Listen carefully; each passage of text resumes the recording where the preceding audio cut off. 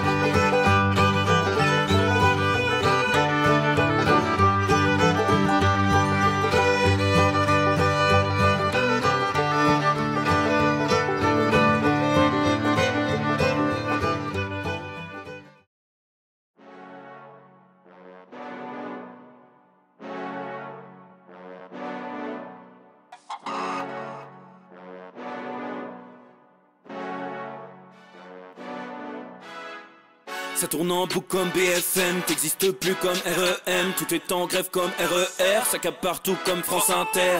Faut pas croire tout ce qu'on dit à la télévision. Merci YouTube pour la liberté d'expression.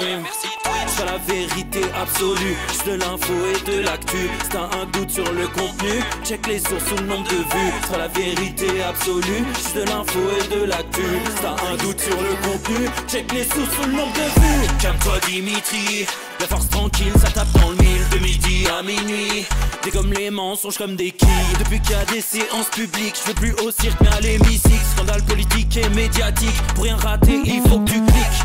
Mec c'est Rémi, le meilleur du pire en ligne de mire. Aucun parti pris, que des avis bien réfléchis. J'suis encore bourré comme un Polac, donc j'pensais voir Laurent Ournac. J'crois que j'suis toujours à côté de la plaque, mais en politique j'sais qui est le crack. Ouais j'sais qui est le crack. Juste au milieu. J'crois que j'sais qui est le crack. Salit des kilomètres de presse pour faire un résumé express. Ça charbonne comme un chinois avec la qualité d'un bavarois. On sera en retraite après notre mort, on sera bouffé par l'inflation. Dans le doute je vais voter Voldemort pour les prochaines élections. Passe de la country à la drill sans transition. C'était pas bonne idée de me confier cette mission. Si t'aimes pas, dégoûte pas les autres, c'est pas moi qui le dis, moi je suis roi des pauvres. Pour réfléchir, j'ai qu'un euro, non, moi je tomberai pas dans la fraude. Je le prononce Mittel, comme Angela Merkel. Désolé, je fais ce que je peux, je trouve ma répartie chez Lidl. Des enquêtes exceptionnelles, pas de langue de bois et de l'humour. La revue c'est juste mensuel, les vidéos c'est juste tous les jours. Ouais, c'est juste tous les jours. Juste milieu. Regarde ça tous les jours. Juste milieu. Désolé pour mon manque de répartie. Je sais même pas ce que je débite. C'est dur la géopolitique. Ou un peu comme ma... République. Ma République, non? C'est dur la République quand même, non? Ouais? Non? Ah non, c'est mou, non? Ouais, les mecs se font chier, on dirait un peu. Ouais, c'est un peu mou. Enfin, ça dépend dans quel pays. Ouais. Bah, j'y connais pas grand-chose, moi. Et c'est quoi une démocratie, déjà? Messieurs, dames, bien le bonjour, bande d'affreux Jojo, bien le bonjour les amis, j'espère que tout le monde va bien, que tout le monde est plein badin, en pleine forme les copains pour le retour du Juste Bistrot. Regarde qu'on va cadrer un petit peu mieux, regarde, là vous avez une vue sur ma grosse gueule, paf, voilà c'est un peu zoomé. Est-ce que tout le monde va bien les copains, est-ce que vous êtes plein badin, voilà. On se retrouve comme prévu, comme annoncé les amis. On se retrouve après ce séjour à Liège, j'y reviendrai, on va en papoter bien évidemment. Et on se retrouve pour un mois de juillet exceptionnel. On est ensemble tous les soirs. On va être ensemble tous les soirs, tout juillet. Il n'y a pas de date de prévu, ça fait du bien. Je vous avoue que je commençais à tirer un petit peu sur la corde. Là. Ça commençait à fatiguer de naviguer à droite à gauche. Juillet, on bouge pas. Après, ce sera direction le Québec en août pour cette tournée extraordinaire qui arrive, les amis, avec 4 conférences, un spectacle. On en reparlera, vous le savez déjà, mais on va revenir sur tout ça. Donc, que du bonheur, que du bonheur. Cette nouvelle caméra, regarde, je touche au bouton, je suis à l'aise avec l'outil, il n'y a pas de problème. Donc voilà les amis, que du plaisir les copains. On a beaucoup de choses, on va se dire beaucoup de choses sur ce mois de juillet, vous le savez les amis, hein, moi ce qui me plaît en ce moment, j'ai envie d'ouvrir grand les fenêtres. On va parler de plein de choses, je vous prépare des vidéos sur des livres, sur des films, sur des séries, on va parler de beaucoup de choses, on va couvrir l'actualité évidemment, mais sur des sujets, voilà, la sauce juste milieu, plus que jamais. J'ai envie de vous proposer un petit peu des choses différentes pour se régaler. Et pour être toujours plus au top dans la communauté juste milieu. Voilà, installez-vous confortablement. On est là sur Twitch, évidemment, en premier lieu. Il y a Facebook, Twitter, TikTok. N'hésitez pas à venir sur Twitch. Hein. C'est l'endroit numéro 1. Je prends que le chat de Twitch pour répondre aux questions, évidemment, les copains. Et c'est ça qui fait plaisir. Alors... ça commence plein badin. Merci à Antoine Job qui vient de sub 27e mois. Merci camarade. Merci également à Gaëtan Seguin 38 pour le sub 5e mois. Bayard 92 le sub 20e mois qui dit « Tu changes quand le générique ?» Arrête, je m'y suis attaché. Arrête. Et Buns 29 qui vient de sub prime 15e mois. Merci beaucoup les copains. J'ai l'impression que je suis un peu bas comme ça. Je suis tassé là. Alors attends, comment je... Ouais mais là je vais devoir toucher un truc. Regarde-moi ça. C'est pas mal ou pas? C'est mieux, voilà. Juste voilà, que ce soit raccord, d'avoir un matériel comme ça, on va y arriver. Alors, Jojo l'astico-sauteur, on papote les amis, hein, vous m'avez manqué, j'ai envie de papoter un peu de tout avec vous. Après on parlera d'actu, évidemment, c'est quand même le but de la manœuvre. Jojo l'astico-sauteur qui dit Rémi, tu remettras la farce tranquille le mercredi. Non, bah il n'y a pas eu en fait, t'as pas suivi mon Jojo.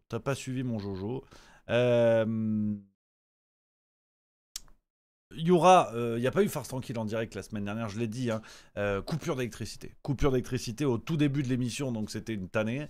Donc j'étais dégoûté parce que c'est vrai que je me faisais une joie de faire cette émission, un 200e épisode de la farce tranquille. Je me faisais une joie de passer la soirée avec vous, faire quelque chose un peu de différent. Merci à Kundune73 pour le sub 22e mois et Raph3986 sub prime 14e mois. Merci pour les subs les amis. Donc je me faisais une joie et en fait on a été coupé dans l'émission, coupure d'électricité. Tout est rentré dans l'ordre, je me suis assuré que pour mercredi c'était bon, donc on va le faire ce mercredi, donc en l'occurrence le que je dise pas de conneries, le 2 juillet. Voilà, le 2 juillet, on va faire l'émission. Et il y a juste ce problème à régler. Alors, Edouard sera sur le coup demain parce que apparemment ça buguait sur YouTube. La diffusion buguait sur YouTube. Ça sera que sur YouTube d'ailleurs. Ça sera que sur YouTube. On va essayer de minimiser parce que j'avais balancé sur Twitch, Facebook et tout.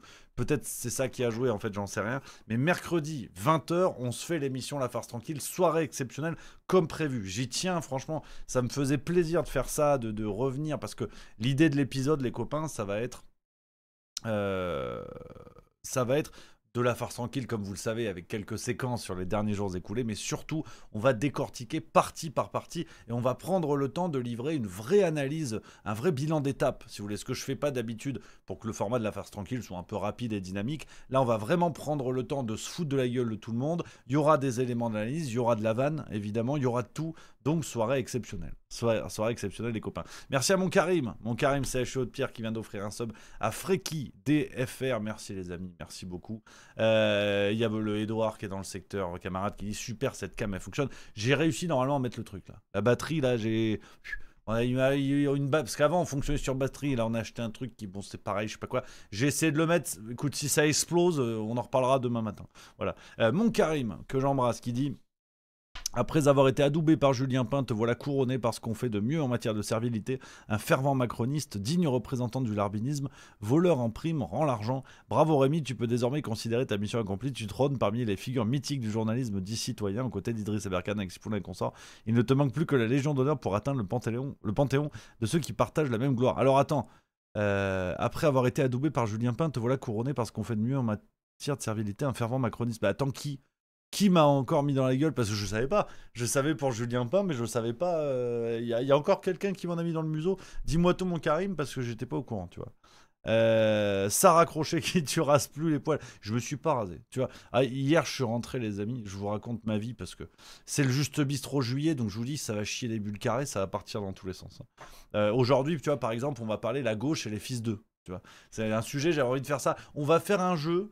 J'ai eu l'idée en partant à Liège dans l'avion. Vous allez voir, on va faire un jeu, ça va être cocasse. Vous allez voir, c'est pour aujourd'hui, on va passer une belle émission. Faites-moi confiance. On va parler de plein de trucs. Mais d'abord, je vous raconte ma vie, c'est quand même plus important. Avec ma mieux, on s'était dit, je reviens de Liège. On s'était pas vu depuis un certain temps parce qu'elle aussi, elle avait bougé, machin. On se dit, ok, côte de bœuf.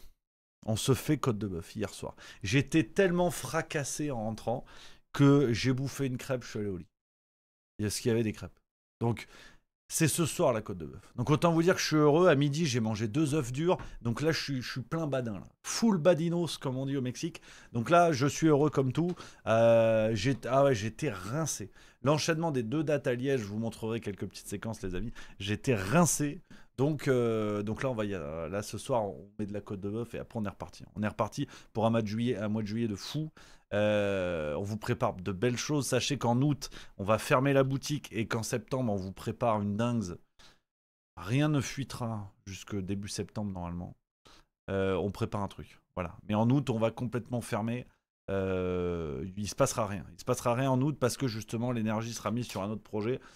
Vous verrez, je peux pas en dire plus. Mais c'est vrai que là, j'ai un peu besoin de me reposer en ce moment, je vais pas vous mentir. Merci à Kido421 pour le sub 24e mois, merci beaucoup. Ouais, Marcel Zorod qui dit crêpe l'été, ouais. Wow. Bah parce que j'ai la même à la maison, en fait, t'as 2 goinfres. Hein. Et alors, c'est mignon comme tout. Je suis revenu de Liège, je m'avais préparé des crêpes. C'est magnifique. Attends, ça me gonfle, ça. Bouge pas, je vais régler ça en direct. Comment on peut la pencher? Waouh. J'ai un peu peur de... Ça a l'air fonctionnel. Non, c'est mieux ou on va voir ma tub là? Ouais, non, c'est carrément pas mieux. En fait. Merde. Oh. Pas tout.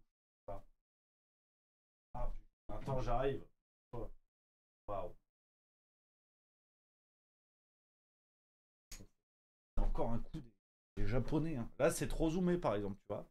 Voilà. Là, c'est. Ouais, là, c'est pas ouf. C'est bien ou c'est pas bien? On est encore dans les réglages, hein. Je vais pas vous mentir. Voilà. Et d'ailleurs, je vais pas vous mentir, c'est une phrase de gens qui mentent. Faut savoir. Hop là, voilà. Bon allez, on va dire qu'on est pas mal, on va pas faire ça toute la journée. On est pas mal. T'as vu le zoom, il fait peur. Et je brille, hein. C'est ça d'avoir une peau de merde. On va s'acheter de la poudre pour mettre de la poudre aux yeux. Putain, c'est encore trop... Ouais, mais je suis tassé. J'en peux plus d'être Monsieur Patate, là. Regarde, là, c'est pas mal. Voilà.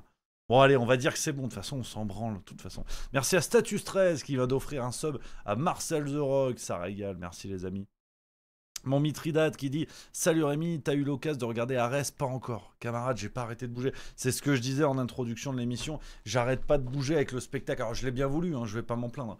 Mais c'est vrai que là, il y a eu l'enchaînement Clermont, Nantes, Troyes, Liège. Je suis à peine en train de me poser, tu vois. J'ai même pas pu voir la finale de Top 14 avec tout ça. Faut que je regarde le replay. Toulouse a gagné. Toulouse a gagné, ça régale. On va en parler de toute façon aujourd'hui. J'ai envie de vous parler de tout ça. Vous connaissez hein, les justes bistrots du lundi, ça va dans tous les sens. Hein. Donc voilà. Anarchiséroïde qui dit t'as des taches de rousseur. Bien vu, inspecteur, absolument. Kundune 73, sympa l'interview du petit jeune de dimanche. Et oui, Léo Dubois, hein, que je salue, que j'embrasse, vraiment, qui a été super pour cette interview. J'espère que ça vous a plu, les amis. Ça fait plaisir. Ça fait plaisir parce que vraiment, c'est un personnage que j'aime beaucoup, que j'ai découvert il n'y a pas si longtemps d'ailleurs. Et un jeune qui a vraiment du gaz, qui est très bon dans ce qu'il fait, engagé, enfin franchement ça régale. Ça met du baume au cœur. Ça met du baume au cœur de voir des personnages comme celui-là.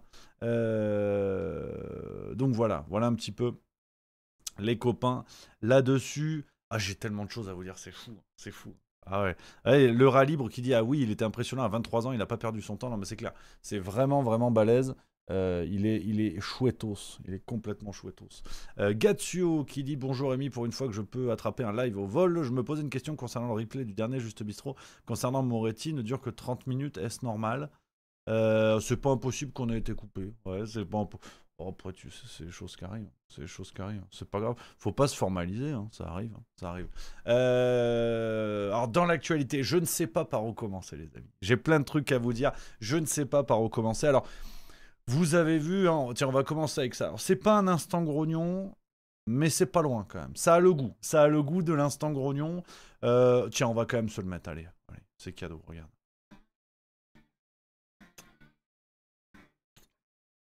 Voilà, avant de vous parler de la Belgique, avant de vous parler de rugby, petit instant grognon. Petit instant grognon parce que, il y a un instant grognon récurrent d'ailleurs, il fait chaud. Alors, sans déconner, il fait chaud.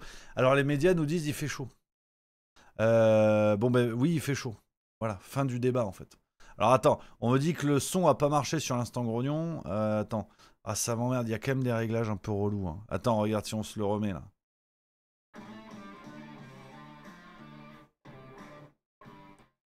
Voilà. Là, ça a marché ou pas le son? Je suis encore en train d'ajuster les réglages. On va mettre Edouard aux manettes parce qu'il y a trop de trucs qui vont pas là. De toute façon, on va tout refaire. De toute façon, on va refaire sol, moquette et plafond sur les overlays et compagnie. Alors, le son est faible. Bon, écoute, je le mets au max. De toute façon, l'instant grognon, je le mets pas 250 fois. Ah, mais c'est peut-être le truc système. Attends, regarde. Là, c'est mieux, système. Mais attends. Allez, je le mets. Hein. Regarde. Là, j'ai tout poussé. Là, c'est parti. Là.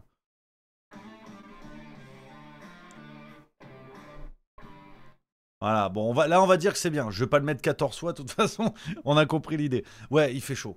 Ah, il fait chaud. Il fait chaud. Et les médias disent il fait chaud. Ouais. Il fait chaud. Oh putain, on entend les enceintes. Oh, ça me saoule. En vrai, ça me saoule là. Il y a des trucs qui vont pas là. Je comprends pas. Mais attends, si je vous fous une vidéo sur. Attends, regarde. Si je vais mettre Macron, hein, donc désolé, il n'y a pas le choix. Hein. Si je mets ça. De la guerre commerciale et des tarifs à ce moment de la vie de la planète est une aberration. Surtout quand je vois les tarifs qu'on est en train de mettre sur des pays qui sont en train de commencer leur Ça, vous l'entendez ou pas, Michel, là? Michel, la belle poudre, vous l'entendez ou pas? Là, c'est fort. Ah, ok, d'accord. Bon, ok, bon, on verra. De toute façon, c'est pas très important. Et c'est pas du tout ce que je voulais vous dire. On va régler tout ça, on va plancher dessus, les amis, pour faire un truc tout propre. Ne vous inquiétez pas. Merde, il me l'a... Putain, c'est chiant. Ça me l'a remis. Alors, qu'est-ce que je voulais vous dire? Ouais, il fait chaud. Bon. Les médias mainstream, voilà, continuent à faire là-dessus et tout, et pas de problème. Mais je trouve que en face, nous, le peuple, nous, l'alternatif, nous, les gueux, À force de dire les médias mainstream nous disent tout le temps qu'il fait chaud, au fond on contribue à faire la même chose. Donc en fait on s'en bat les couilles. Voilà, fin de l'instant grognon. Voilà, c'est tout. Parce que justement, tu vois, je veux pas alimenter le truc de dire ah les médias mainstream ils nous disent qu'il fait chaud. Oui, il fait chaud, on est au courant. Mais en fait réagir, ça contribue à faire pareil. Ça contribue à visibiliser des choses dont on n'a rien à foutre. Et je trouve que ça fait partie du même problème. Donc fin de l'instant grognon, juste de le dire une fois, attention, parce qu'en fait à critiquer les comportements répétitifs de quelqu'un, si vous les critiquez à chaque fois, vous en adoptez l'aspect répétitif. Tu vois, c'est Matrix. Donc voilà, je voulais juste dire ça. On enchaîne le rugby. Voilà. Et ça, c'est bien. Ça, c'est bien. Ça, c'est sérieux. Ça, c'est sérieux. Alors, c'est vrai que c'est répétitif aussi. C'est Toulouse qui gagne à la fin. Il faut que je regarde le match. Hein. Dites-moi, les amis, ceux qui ont vu cette finale de top 14 UBB Toulouse, qui a regardé, qui l'a vu, qui s'est régalé. Dites-moi, parce que j'étais sur scène à Liège. Heureusement, il n'y a pas de malheureusement, c'était très bien. Mais c'est vrai que j'ai raté le match et il paraît que c'était une finale de fou furieux. Donc bravo à Toulouse, voilà, allez le stade toulousain, ça fait plaisir. Match énorme, hein, dit il y a plus de saison. 24e titre de champion de France. C'est que du bonheur, c'est que du bonheur. Et j'ai vu que le résumé, hein, j'ai vu que le résumé du match. Mais quel match de fou, quel match de fou. Il y a Marcel Zorro qui dit j'étais à Palma de Majorque avec 13 Bordelais. Ah, ça devait être terrible. T'es pour Toulouse, toi, mon Marcel Zorro, en plus, si je dis pas de conneries. Anarchy08 qui dit pas vu, je m'en fous, mais tant mieux pour eux. La transparence, et ça j'aime beaucoup. Non, mais c'est bien. Plutôt fier d'être toulousain, du coup, nous dit Blueby 3. Ouais, ça régale, ça régale. Vraiment, ça fait plaisir. Ça fait plaisir ce match. Et donc, bravo à Toulouse. Je vous dis, je peux même pas vous casser les pieds avec parce que j'ai pas vu le match. Donc voilà, j'ai juste vu le résumé. Marcel Zorro qui dit Willy Gelon monstrueux. Ouais, ben c'est ce que j'ai vu. De toute façon, il est monstrueux depuis le début. Gelon, là, qui revient du deuxième croisé, ça fait mal. Hein. Ça fait mal. Il est revenu plein badin, donc ça fait plaisir. Je vais regarder le replay, on en reparlera. Qu'une d'une 73 qui dit moi je faisais un pique-nique tome de Savoie saucisson pain au levain en montagne. Ça régale. Ça a l'air bon. Faut pas dire ça aux gens qui ont 2 œufs durs dans le ventre. Faut pas dire ça. Faut que j'aille chez le coiffeur, moi, ceci dit. Par contre, je vais prendre rendez-vous. Ça, c'est une info importante. Thierry 40 de 990 qui dit le bébé aurait vraiment mérité de gagner. J'ai l'impression que c'est un match qui s'est joué à couteau tiré et que tout le monde pouvait gagner. Et tout le monde méritait. Hein. Je pense que c'est ce qui fait une belle finale. C'est pour ça que l'année dernière, quand il y a eu un tel écart, c'était pas justifié. Je veux dire, le 59-3, là, je sais plus combien ils ont pris Bordeaux. Oui, c'était pas justifié. Le score ne reflétait pas l'écart réel. Et là, j'ai l'impression qu'il y a eu quand même quelque chose qui se tenait. Voilà, un match très serré à 36-30, du coup. 39-33, oui, 39-33. Donc ça fait plaisir, Bon, c'est Toulouse qui gagne, je suis pour Toulouse, mais si Bordeaux avait gagné, honnêtement, je pensais que Bordeaux allait gagner. Hein. Je vous l'avais dit, les amis, je pensais franchement que Bordeaux allait gagner. Donc voilà, ils ont la Coupe d'Europe, on a le Brennus, ça fait plaisir. Coupe 34 qui le match était bien mieux à regarder que le Grand Prix de dimanche, donc si tu as un replay à voir, regarde le rugby. Écoute, j'essaie de m'y mettre à la Formule 1, j'essaie de m'y filer, mais c'est pas mon grand plaisir. C'est pas mon grand plaisir, mais c'est sympa. Pourquoi pas. Alors, qu'est-ce qu'on a eu d'autre, les amis, dans l'actualité? Alors, il y a beaucoup de choses. Hein. C'est vrai qu'à Liège, j'ai un peu décroché. J'avais posé 2 jours de congé pour profiter vraiment. Jeudi, vendredi, voilà, je me suis mis dans le spectacle. Je me suis posé un peu, comme je vous l'ai dit. Ça tire un peu, mais comme tout le monde, au moment des vacances, hein, ça tire un peu. Donc, l'actualité...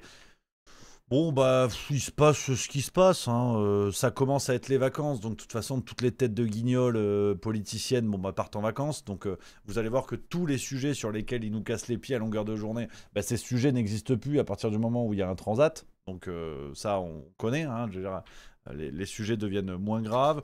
Il y a eu quelques affaires à droite à gauche. Hein. Rima Hassan qui a été interpellé par les types de Orpi, si j'ai bien suivi. Types qui sont, l'agence immobilière, tu vois. Moi, j'en étais resté un petit truc en plus, tu vois. Et en fait, dans Orpi, des employés de une agence Orpi en région parisienne, si je dis pas de bêtises, ont interpellé Rima Hassan en disant Israël va cramer la Palestine. Ils se sont fait virer derrière. Il y en a qui ont dit que c'était bien, il y en a qui ont dit que c'était pas bien. Voilà, fin du traitement de l'actualité. Qu'est-ce que je voulais que je vous dise? Voilà, l'actualité est ponctuée en fait de ce genre de sous-affaires. Je vous l'ai dit, c'est un peu ma ligne actuellement. On peut l'évoquer. Maintenant, je pense que ce serait une perte de temps d'analyser on va dire des contre-événements, ou en tout cas des événements de seconde zone. Voilà, si j'ose dire. Et Et donc voilà, dites-moi un peu dans le chat, hein, tous les sujets, les amis, que vous avez vu passer, qu'on rattrape, qu'on évoque, ceux que vous voulez évoquer, ou qu'on passe ou pas. Hein. Je vois qu'une d'une 73 qui dit, avec quand même, il y a le gros lard de l'archer qui veut demander un jour de travail de plus pour économiser du pognon.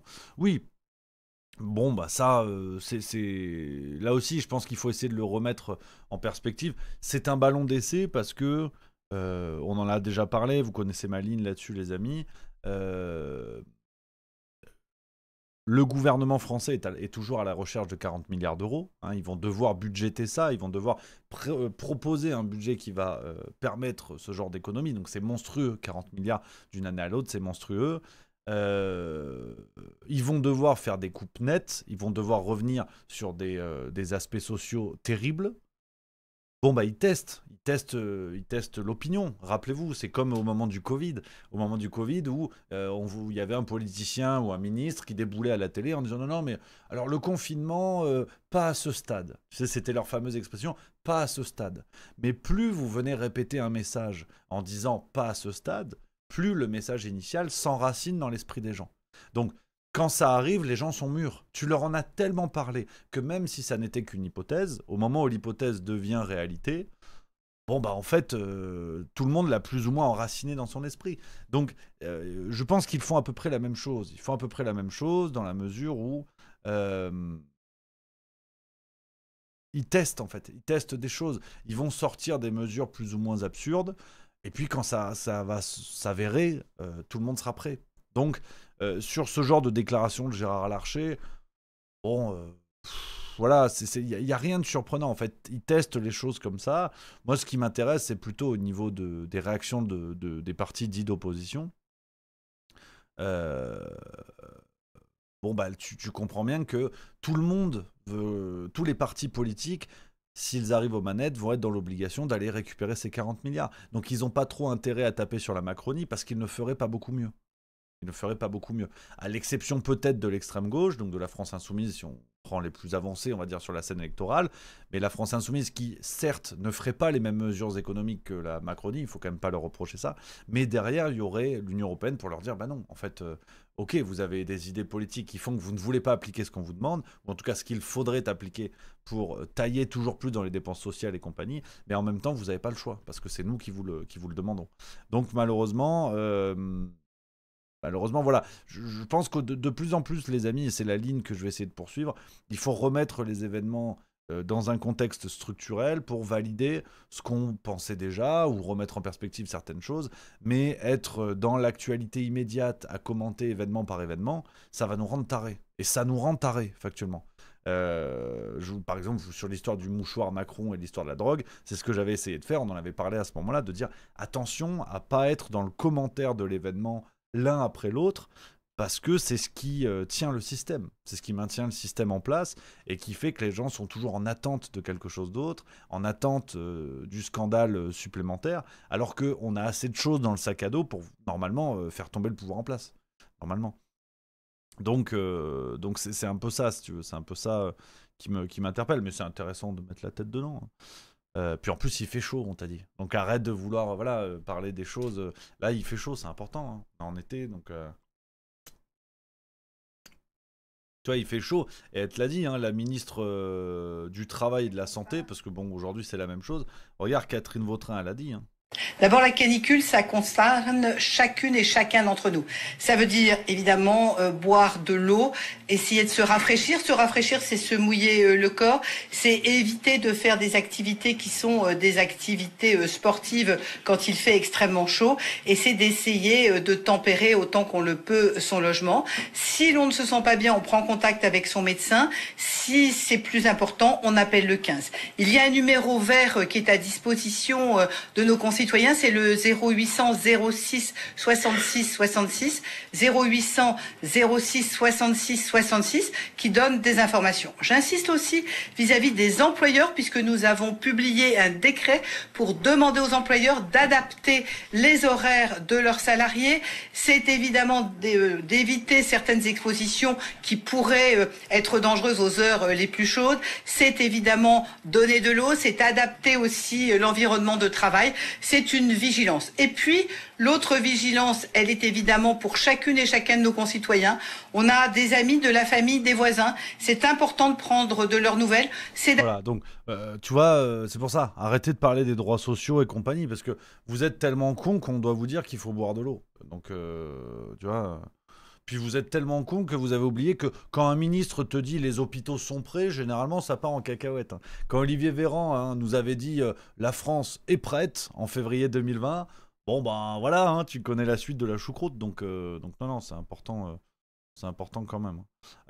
Donc oui, non, ces actualités-là, les amis, c'est pour ça j'ai envie de plus en plus en fait d'éclairer, d'essayer en tout cas d'éclairer un petit peu tout ça avec d'autres angles. Je vous prépare des belles choses sur des bouquins, sur des films, sur des trucs comme ça. Ça fait du bien et je pense que ça va faire du bien à tout le monde. C'est vraiment le but de la manœuvre. De regarder le réel mais par d'autres angles. Sinon on va devenir taré. Et parce que, en plus, là pour le coup, je vous confie mon ressenti en tant que spectateur, moi aussi, ça me rend taré. Je vais pas vous mentir, de voir tout le temps les mêmes gens qui parlent des mêmes sujets, que ce soit dans le mainstream ou l'alternatif. Hein. Et ça fait partie du jeu, donc je le fais aussi. Hein. C'est une autocritique avant tout. C'est avant tout une autocritique, qu'on soit bien d'accord. Mais en fait, ça me rend taré. Moi, en plus, ça me saoule. Je vois que le plaisir que je prends aujourd'hui, le plus gros plaisir... Il y a évidemment les vidéos, il y a tout le contenu qu'on fait, les revues, il y a tout ça, si tu veux. Le plaisir ultime que je prends, c'est sur scène, parce que c'est la même chose, c'est le même traitement de l'actualité, mais la vanne fait que tu vas chercher un regard différent, un angle différent pour soulever ce qu'il y a de risible dans telle actualité ou chez tel personnage politique. Et je me rends compte que cet exercice me plaît davantage. Me plaît davantage parce que on n'est pas, tu vois, dans le commentaire bête et méchant de « Ah, Macron, il a encore menti ». Tu sais, à faire 15 minutes en disant non, mais là, Macron, il va tomber. Et en fait, non. À force, on se prend pour des idiots. Je vous prendrais pour des idiots si je faisais ça. Donc, je préfère vraiment aller dans un truc différent. Je vous le dis, Juste Milieu est en train d'évoluer. Je vous l'ai dit, en septembre, on va lancer une autre dynamique sur autre chose. Voilà, c'est vraiment au centre là, de ce qui est des petits virages qu'on veut prendre. Parce que...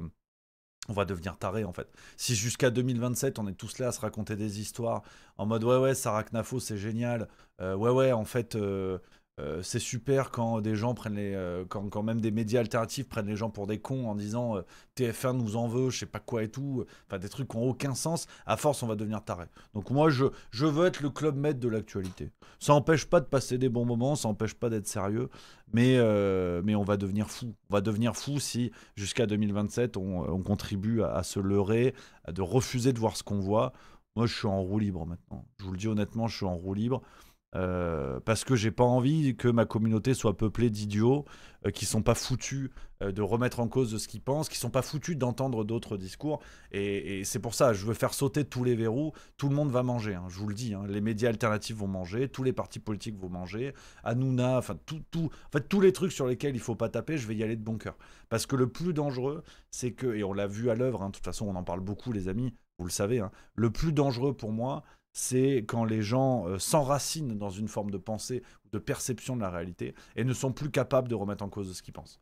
Et on est en train de fabriquer ça. Avec Juste Milieu, j'ai contribué à fabriquer ça et je veux absolument arrêter. Je veux absolument partir dans une autre dynamique parce que c'est pas ce que je veux faire. Mon travail, c'est pas de vous dire... de vous enfermer dans une case de pensée, dans une façon de percevoir la réalité, à dire il y a tel événement, faut le prendre comme ça, tel personnage, faut pas en parler parce qu'il est censé être dans les gentils, j'en ai plus rien à foutre. Je vous le dis honnêtement, dans les médias alternatifs, il y en a que j'aime beaucoup, il y en a que j'aime beaucoup et dont je ne supporte pas les méthodes, et il y en a que j'aime pas trop, dont je supporte pas les méthodes. Je vais y aller de partout. Je vais y aller de partout parce que ça me saoule en fait. Ça me saoule de voir des comportements qui, si les médias mainstream le faisaient, on serait les premiers à leur tomber dessus. Donc moi, Juste Milieu, je veux réaffirmer ma démarche d'indépendance et réaffirmer mon travail de juste milieu. C'est-à-dire que c'est pas parce que c'est les copains, c'est pas parce que c'est une sphère proche que je dois pas dire que ça me gonfle quand on prend les gens pour des cons. Bref, vous avez compris l'idée. Il y a Salsora44 qui dit point de vue différent en humour égale vibration différente plus haute, donc meilleur pour le moral, la santé. Donc oui, bonne idée. Ah ben c'est clair, le spectacle en plus, voilà, on a la suite de la tournée là, septembre 2025, et en 2026 on continue plein badin, et maintenant voilà, c'est assez clair. Sur scène, je sais que je peux aller beaucoup plus loin que sur YouTube. Il y a un espace en fait d'humain, en fait, un espace d'humanité où on passe un moment ensemble, où il se passe vraiment quelque chose. J'arrête pas Juste Milieu, qu'on soit bien d'accord. Il n'y a pas de souci, j'arrête pas YouTube, j'arrête pas tout ça, évidemment. Mais pour moi, c'est le chemin de traverse idéal, la scène. Les revues aussi, c'est-à-dire tout ce qui nous permet d'être en contact sur un format autre que celui de la vidéo, parce que c'est en train d'être inondé, et c'est inondé sciemment. La sphère alternative, donc les supports alternatifs, on va dire les réseaux sociaux, YouTube et compagnie, ça va être le champ de bataille pour 2027. Les puissants l'ont bien compris, que ce soit les investisseurs milliardaires, que ce soit les politiciens, ils l'ont bien compris et ils sont tous en train d'y venir. Donc, la sphère alternative au sens des supports, tout comme des médias, c'est en train de devenir un champ de bataille. Et il va y avoir beaucoup, je pense à Frontières, de toute façon vous le savez, je ne peux pas les blairer dans leur méthode. Leur travail, autant je trouve qu'il y a des trucs très bien, leur méthode je ne peux pas le blairer. Frontières, c'est le loup dans la bergerie. On ne lance pas un média supposément alternatif et indépendant avec autant de pognon et de moyens comme ils ont fait. Ce qui n'empêche pas de faire un travail très bien, je le redis, mais à un moment donné, il faut arrêter de prendre les gens pour des cons. Donc 2027, l'aspect alternatif, ça va être le champ de bataille. Donc il va y avoir très clairement des gens qui vont se prétendre alternatifs, qui vont se prétendre indépendants, et à un moment donné, on va se retourner en disant, bah tiens, trop drôle, ils ont tous appelé à voter tel ou tel candidat. Donc ça, c'est mort. Ça, c'est mort. Et je le dis d'entrée de jeu, je vous l'ai déjà dit, on en a beaucoup parlé, mais c'est un truc qui me tracasse profondément, parce que ça m'embête de devoir, entre guillemets, me retourner contre mon propre camp. C'est pas une question de camp, mais de dire, Juste Milieu, on le range dans la sphère alternative, et c'est normal, je suis plus proche de ça que de Miss France. Tu vois. Mais aujourd'hui, je vois des choses qui m'emmerdent, et où, clairement, on est en train de leurrer les gens. On est en train de leurrer les gens, et alternative, ça veut plus rien dire. Ça ne veut plus rien dire. Que ce soit Blast, et encore eux ne jouent pas trop le truc, mais Blast avec 800 000 balles de subvention publique, Frontières avec des moyens hors normes dont personne ne connaît la traçabilité, si ce n'est qu'un député, donc Géraud Verny, on a un député proche de Ciotti, donc de l'UDR, qui a 20% de Frontières, et ça ne dérange personne. Donc on est en train, en fait, dans une logique de cheval de Troie classique, de pénétrer la sphère alternative pour mieux récupérer les voix des gens qui commençaient à se détourner des mainstream.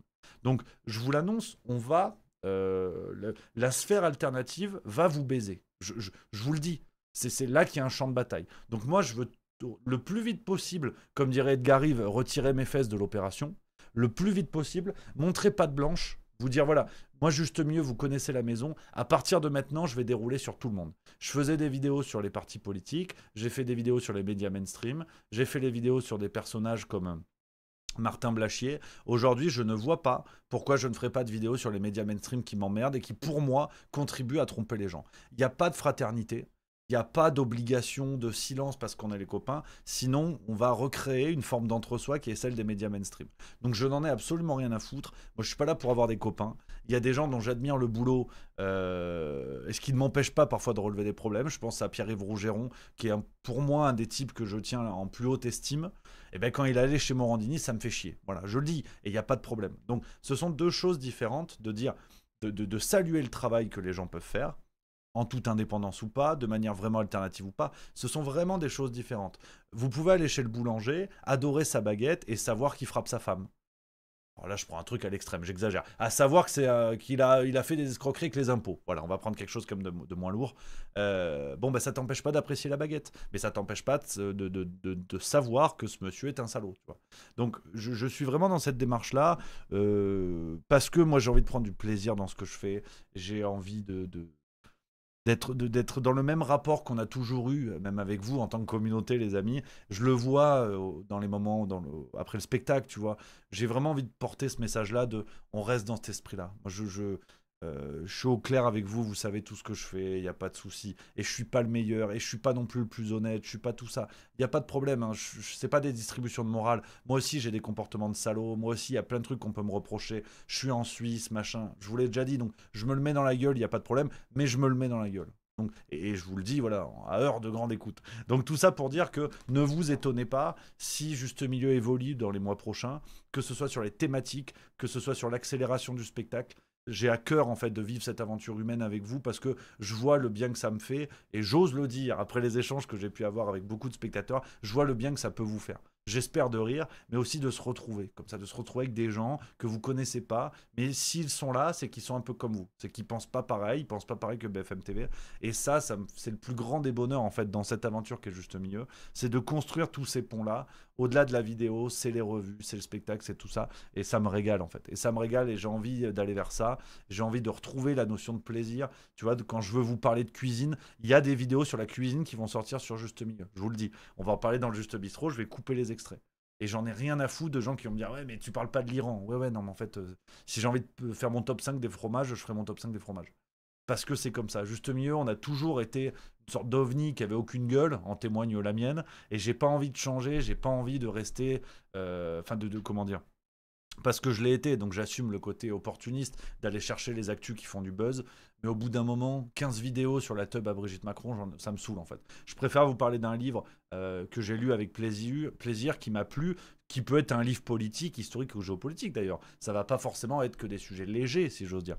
Mais j'ai envie de me régaler en fait. J'ai envie de me régaler, j'ai envie de vous régaler et qu'on parle d'autre chose, qu'on pense à autre chose. Je vais vous parler de fromage, je vais vous parler de plein de choses. Et tous les gens qui sont là en disant ouais mais ça j'aime pas, ou quand je parle de rugby, tu vois, c'est l'une de mes passions, ben, j'ai envie de vous parler de tout ça. Et il y a Tank Girl qui dit dans le chat, tu n'as pas peur de faire baisser l'audience de ta chaîne, mais au contraire, j'ai envie de faire baisser l'audience de la chaîne. C'est paradoxal, c'est con ce que je vous dis. Mais ce que je veux dire par là, c'est que je veux pas... c'est un peu... là, je t'avoue, on est un peu dans les confessions là aujourd'hui, mais c'est pas grave. Je veux pas que le nombre de vues soit la seule variable d'ajustement de mon travail. Bien sûr que ça fait plaisir. Et bien sûr que j'ai envie que Juste Milieu ait 1 million d'abonnés et tout ce que vous voulez. Il n'y a pas de problème. Mais si la quête des abonnés me pousse à traiter des sujets de manière répétitive, des sujets qui ne me plaisent pas, ou à un moment donné, je vais faire que répéter les choses et vous prendre en fait pour des cons en vérité, à vous dire tout le temps la même chose, mais comme ça fait du buzz, j'y vais, bah c'est pas ce que je veux en fait. C'est pas ce que je veux. On va continuer à parler d'actu. Oui, par moment, je vais vous parler de sujets qui font le buzz, évidemment, il n'y a pas de souci. Mais j'ai aussi envie de parler de sujets qui me font plaisir, de essayer de vous faire découvrir des choses, de vous amener à vous intéresser à des choses différentes, parce que sinon, on va devenir taré. Et avec 2027 qui arrive, non quoi. Si on commence déjà à faire 250 000 vidéos, la teub à Brigitte, Macron, il prend de la drogue, ouais, bon, bah d'accord. Et il y a quoi derrière, en fait? Et il y a quoi? Donc voilà, c'est vraiment une évolution que j'ai envie de mettre. Et puis ça va écrémer. Ça va écrémer. Tu vois, il y a peut-être des gens qui viennent pour m'entendre parler seulement des francs-maçons et de Macron, il est drogué. Bon, bah je le fais de temps en temps, mais bon, bah si les gens préfèrent que ce soit ça tout le temps, bon, bah effectivement, ils iront sur d'autres chaînes. Et il n'y a pas de problème. Et c'est ce qui est chouette aussi dans la sphère alternative. Il y en a pour tous les goûts. Mais tu vois, c'est un peu une autocritique que je fais au moment du Covid avec le Martin Blachier Comedy Club. En fait, tout ce que je vous dis là naît aussi de cette réflexion qui est que le Martin Blachier Comedy Club, ça me régalait. Mais en vrai, 13 vidéos sur un bonhomme pour dire 13 fois que c'est une girouette qui changeait d'avis. Alors c'est cool, on a fait des millions de vues avec ça. Mais avec du recul, je le referai plus, tu vois. J'en ferai 5, j'en ferai 6, tu vois. Je te dis pas que je vais tout arrêter et vous parler que de trucs qui sont pas dans le buzz entre guillemets, mais juste bah j'ai peut-être un peu tiré sur la corde et que les derniers épisodes, peut-être que vous l'aviez vu d'ailleurs, bah c'était moins sympa parce qu'on la connaissait, tu vois, la dynamique, on la connaissait, bon au bout d'un moment on le savait, il y avait plus trop de nouveautés, donc j'ai pas envie de tomber là-dessus, tu vois, j'ai plutôt envie d'aller vous chercher sur tiens, je sors une vidéo sur un truc historique, sur un fromage, puis boum, géopolitique, Israël-Iran, puis boum, pédocriminalité, puis hop, un film que j'adorais. J'ai envie voilà, qu'on soit là-dedans, de rester sur ce qui fait le juste milieu, sur cet esprit bonnard, quoi. Voilà, que ce soit bonnard. Et que le Graal de tout ça, ce soit le fait qu'on se rencontre au moment des spectacles sur un truc beaucoup plus humain, où on trinque ensemble, on fait la fiesta, et ça me régale. Donc voilà, petite mise au clair finalement les amis, on en parle beaucoup ces derniers temps, mais ça me fait du bien de vous dire ça aussi. Voilà, il va y avoir ce virage-là qui va arriver et je pense que ça peut être que pour le meilleur. Et en tout cas, c'est un truc qui me tient à cœur. Donc voilà, ce sera comme ça en fait. Et puis comme je vous ai dit, si on perd des vues, si on perd du monde ou des gens qui me disent tout comme ceux qui disaient d'ailleurs Rémi il fait de la scène, c'est pas son rôle. Mais juste mieux, ça a toujours été un truc qui avait aucune gueule. Ça a toujours été un ovni. On va pas se mentir, ça vient d'une chaîne YouTube qui parle de bouquins. On commence à parler de Covid, puis par moments je parlais de trucs qui avaient rien à voir. Je vous ai souvent parlé de mes passions. On a toujours été insaisissable entre guillemets, et je veux que ça continue. Donc c'est pour ça. En fait, on reste dans l'ADN du projet. Marcel The Rock qui dit c'est agréable de sortir de la grotte dans laquelle on s'est enfermé durant les confinements pour voir des gens qui sont sur la même ligne de pensée. Ça fait du bien. C'est ça la tournée zinzin et ses émissions quotidiennes. Absolument. Renard 83 qui dit très bonne idée. Pensons à Marc Aurore. Et apprenons à distinguer les événements. Marc Aurèle, ouais, j'imagine. Marc Aurèle, et apprenons à distinguer les événements sur lesquels on peut avoir une prise et ceux pour lesquels on ne peut rien faire. Absolument. Ouais, non, mais complètement. Je suis complètement d'accord avec ça. Pour vous dire aussi, les amis, à quel point, en fait, je suis motivé pour parler de choses de la vraie vie, tu vois. Parler de choses comme ça qui nous concernent, que ce soit la nourriture, le manger, l'histoire, des trucs de culture, des trucs de partage, en fait. Tu vois, il y a un truc qui m'a régalé. On a lancé l'Instagram. Qu'est-ce que je raconte ? Le Telegram Juste Milieu, vous le savez, ça fait plusieurs semaines maintenant, ça se construit, vous êtes bientôt 3000 au total à y être, donc n'hésitez pas à nous rejoindre. Et tu vois, alors je vais pas mettre leurs photos parce que j'ai pas l'accord et donc on va pas balancer, mais je vous l'ai dit, on a créé des groupes découpés par région. Et le groupe de la région nord-ouest, donc du côté de Nantes, et je leur fais un bisou à tous, à Sarah, qui est un peu la chef de meute, que je salue et que j'embrasse, ils ont fait un apéro en fait. Ils ont fait un apéro. Et Sarah m'a envoyé la photo où tu vois des types qui se connaissent pas. Moi, je suis pas là. Donc, tu vois, c'est même pas autour du spectacle. Genre, dans une bonne secte, t'as toujours le gourou. Là, même pas, en fait. T'as juste des gens qui se sont dit, tiens, par l'intermédiaire du Telegram, on habite pas loin. Boum, ils ont pris l'apéro. Bon, en fait, je vous parle de ça, presque j'ai envie de chialer, tu vois. Presque j'ai envie de chialer parce que je me dis, voilà, le but, c'est celui-là. Le but de Juste Milieu, c'est celui-là. C'est pas de vous maintenir chez vous tous les jours à dire, vous avez vu, Macron, il est drogué. Hein. Puis vous avez vu, on vous vole votre pognon. Hein. Puis vous avez vu, le climat. Ouais, oui, d'accord, évidemment. Oui, on en parle de temps en temps, il n'y a pas de problème. Mais en fait, la vraie joie, c'est que autour de cette aventure, t'es des types qui disent, viens, on trinque, quoi. On s'en met une petite. Et on sympathise, et peut-être qu'il y en a qui vont devenir des amis. Et peut-être que dans 10 ans, ils seront parrains de leur gosse, de je sais pas quoi, ils auront partagé beaucoup plus que des vidéos YouTube. Donc, c'est un peu de l'humanisme à deux balles, c'est peut-être un peu béat et naïf, mais ça me régale, tu vois. Et c'est vraiment ce que je veux pousser, c'est revenir à ces choses qui nous font du bien, avec un joli mélange, tu vois. C'est comme un bon pastis. Faut pas trop d'eau, faut pas trop de pastis. Et c'est pareil, Juste Milieu, tu vois. On reste dans les sujets graves, mais par moments... on s'aère. Et je peux vous parler avec sérieux, travail, et j'espère maîtrise de temps en temps des dossiers de géopolitique, de pédocriminalité, de choses comme ça. Et par moments, on partage. Et je vous parle de films, je vous parle de fromage, de machin, et ça me régale. Voilà. Donc, tout ça pour vous dire, en fait, c'est pour viser toujours un peu plus de bonheur, en fait, dans cette aventure, les amis. Et pour garder cette patte qui fait la particularité de Juste Milieu, voilà, qu'est-ce que tu veux que je te dise.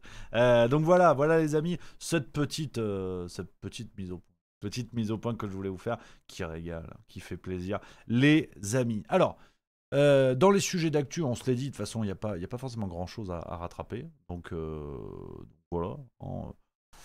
Ça commence à être les vacances, donc comme je vous ai dit, hein, les faux sujets qui s'imposent partent en vacances avec nos politiciens. Et donc, on va faire un petit jeu. Je voulais faire ce petit jeu parce qu'il y a une séquence qui m'a donné l'idée. Je vais vous montrer, vous avez peut-être vu ça. Jean-Luc Mélenchon était sur le Twitch d'Antoine Léaumont. Et on a eu droit à une séquence tellement caricaturale.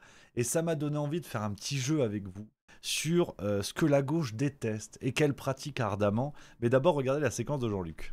Attends, il y a un con là, je veux à tout prix arrêter ça. Vas-y, montre ta vilaine figure. Montre ta vilaine figure. Il parle de moi comme d'un multimilliardaire. Tu sais pourquoi ? De quoi, qui ça ? Mais oui, il est tellement bête, tu vois ? Il est tellement abruti, le mec. Ouais. Il est tellement abruti qu'il regarde les trucs de la fachosphère. Et bien qu'il raconte que je suis multimillionnaire. Et comme il y en a... Milliardaire. Ouais, maintenant c'est multimilliardaire. J'ai connu une meuf comme ça à Marseille. Elle venait à tous les rassemblements, elle criait « Il est millionnaire, ne l'écoutez pas !» Et après elle disait « Non, il est milliardaire !» Bon, ce sont des crétins. Je ne suis pas milliardaire ni millionnaire. D'accord ? Toi, t'as une bagnole, pas moi. Toi, t'as un cheval, il paraît. Je reconnais ton nom. Il paraît que t'as un cheval dans ton château. Pas moi, j'ai ni château, ni cheval. Ok ? Voilà, que vous êtes des pauvres types. Mais tu sais, attends, tu sais que... Facho. J'ai fait une interve à l'Assemblée il y a pas très longtemps pour parler de l'héritage maximum. Ouais. Et je dis, ouais, bah voilà, nous on a une proposition, c'est l'héritage maximum à 12 millions d'euros par personne. Hein, c'est ta part enfant, tu touches 12 millions d'euros, c'est bien pour commencer dans la vie, tout ça. Tous les mêmes qui disent, oui, il faut que ça ruisselle, etc.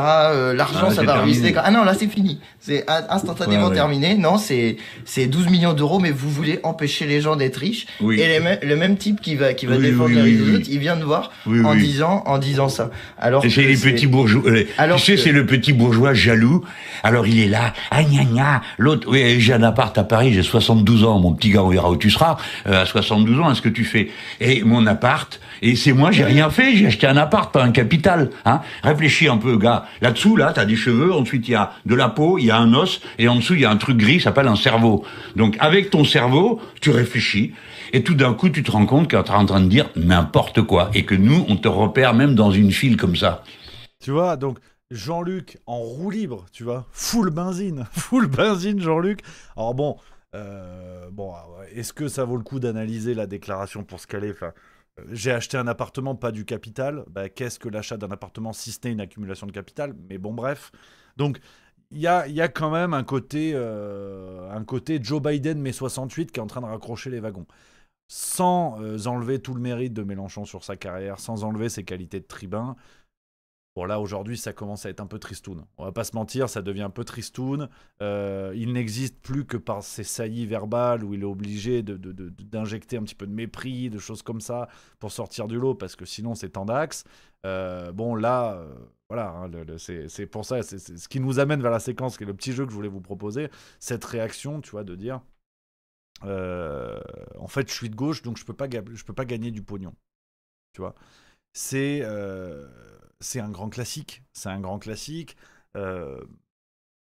du mec de gauche qui, quand il est réellement bourgeois, est obligé d'entretenir un narratif parce que sinon, ça fait tout son château de cartes intellectuel s'écroule. Et en l'occurrence, Mélenchon est l'incarnation d'un bourgeois qui a fait carrière dans la politique, sénateur PS en 79, on le rappelle, donc en plus ça date pas d'hier. Pour la petite blague, hein, pour l'anecdote, on rappelle que Jean-Luc Mélenchon prônait le dégagisme en 2007, sauf erreur. Il voulait nettoyer la scène politique de tous ces gens qui avaient fait carrière en politique. Bon, bah voilà. Hein, voilà. Donc, rien ne va, évidemment. Et là, la contradiction du pognon. La contradiction du pognon. Et c'est quand même passionnant parce que, pour faire 2-3 petits mots là-dessus, et après on viendra au petit jeu que je voulais vous proposer. Et d'ailleurs, scoop. Ce que je vous prépare aussi pour cette semaine, les amis, tant qu'on parle de la France Insoumise, je vous le dis, je l'ai préparé pour demain. Voilà, on va faire ça demain. Demain, on va se farcir ça. Voilà. Hein, je l'ai mis dans mon sac à dos. Bon, alors, les pros LFI qui se disent « Oui, Rémi, tu t'en prends toujours à France Insoumise », ne venez pas demain. Voilà, ne venez pas demain parce que ce bouquin, La Meute, on en a parlé un petit peu. Certains médias en ont parlé, mais rapidos, rien de bien méchant. Mais on a oublié les gros scandales qu'il contient. Et je vous assure que c'est pas joli. C'est pas joli. Hein, alors, il y a évidemment une croisade médiatique. On veut taper sur la France Insoumise, il n'y a pas de souci. Mais il y a des éléments, j'attends quand même des dénégations de la part de la France Insoumise. Parce qu'il y a des choses très très très tendues. Et que on a eu un narratif médiatique de chaque côté, hein, avec les médias mainstream qui ont dit « Vous avez vu, c'est la preuve que c'est n'importe quoi dans la France Insoumise. » Mon Dieu, quelle surprise. Et en face, la France Insoumise qui a dit « Non, mais en fait, la meute médiatique s'acharne sur nous. Terminé, merci, au revoir. » Mais en fait, quand tu lis le bouquin, ce que peu de gens ont fait finalement, comme souvent, je t'assure qu'il y a des trucs qui sont gratinés. Et il faudrait quand même que les cadres de la France Insoumise réagissent. Hein. Et Jean-Luc Mélenchon en premier lieu. On en parlera demain dans le Juste Bistrot, les amis, à 16h45. Vidéo gratinée. Vidéo gratinée, soyez prêts parce qu'il y a des trucs. Honnêtement, je m'y attendais pas et j'étais pas au courant.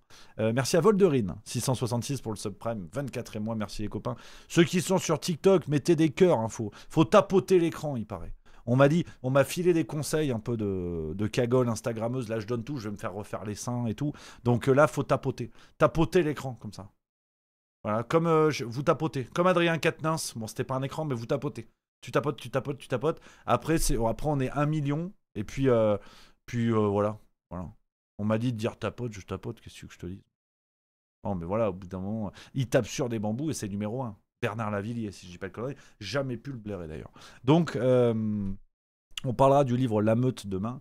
Et sur cette histoire de la France insoumise, donc tu vois, la réaction de Mélenchon, elle est tellement symbolique en fait de ce que la gauche déteste et de ce que la gauche bourgeoise politicienne déteste être. Tu vois, il y a une forme de problème dans une schizophrénie de ces gens-là, dans la mesure où ce qui est intéressant, c'est qu'aujourd'hui, dans les personnalités politiques de gauche, exposées, j'entends, tu vois, donc de Glucksmann à Mélenchon, en passant par Olivier Faure, Fabien Roussel, t'as des types qui, pour la plupart, sont l'incarnation de ce qu'ils détestent, ou de ce qu'ils sont censés détester. C'est-à-dire une gauche bourgeoise, une gauche bourgeoise, pardon, qui est gavée de pognon, qui a accumulé du capital, et donc ils sont l'incarnation de ce qu'ils détestent. Alors ils ont trouvé d'autres combats, parce que faut abandonner le marxisme, parce que le marxisme qui dénonçait la mainmise des bourgeois sur les prolos, à partir du moment où les supposés marxistes sont devenus des bourgeois, ça tient pas vraiment. Ça tient pas vraiment. Donc ils ne l'assument pas. Et la réaction de Mélenchon, elle est vraiment comme ça. Et c'est d'ailleurs intéressant parce que on rappelle que les figures de gauche les plus moquées ces dernières décennies sont pour le coup des vrais prolos. Besancenot, on peut lui reprocher ce qu'on veut. Évidemment, il a des casseroles, il a des choses pas très jolies. Mais Besancenot est un vrai prolo au départ. C'est un vrai mec du peuple. Arlette Laguillet, c'est pareil. Et c'est marrant parce que ces gens-là se sont fait moquer, y compris dans leur famille politique, dans leur côté de l'échiquier, alors que c'était des vrais prolos. Et que quand Besancenot disait à des leaders du PS à l'époque, mais en fait, vous n'êtes pas les amis des travailleurs, vous n'êtes pas les amis de ceux que vous prétendez défendre, et ben tu vois, ça leur faisait tout drôle. Mais y compris aux autres candidats de gauche, parce qu'ils avaient quelqu'un de leur propre famille qui leur rappelait qui ils étaient. Philippe Poutou, c'est pareil. On a beau apprécier ou pas le gars, on a beau apprécier ou pas son positionnement politique, mais c'est quand même très intéressant de dire que même à gauche, alors que normalement, hein, c'est la fraternité, prolétaires de tous les pays, unissez-vous, et ben même à gauche, Philippe Poutou se faisait moquer.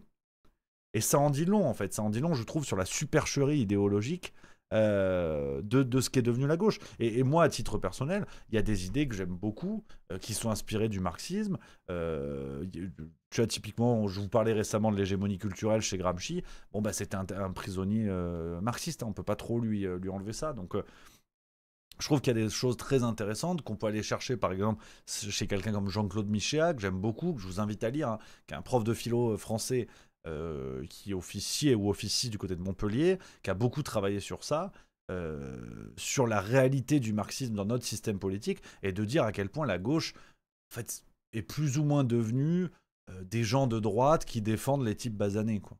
C'est l'héritage idéologique de la gauche, l'héritage marxiste en l'occurrence, il y a bubule aujourd'hui. Et c'est ce qui est assez passionnant. Et la réaction de Mélenchon, je trouve qu'elle en dit long.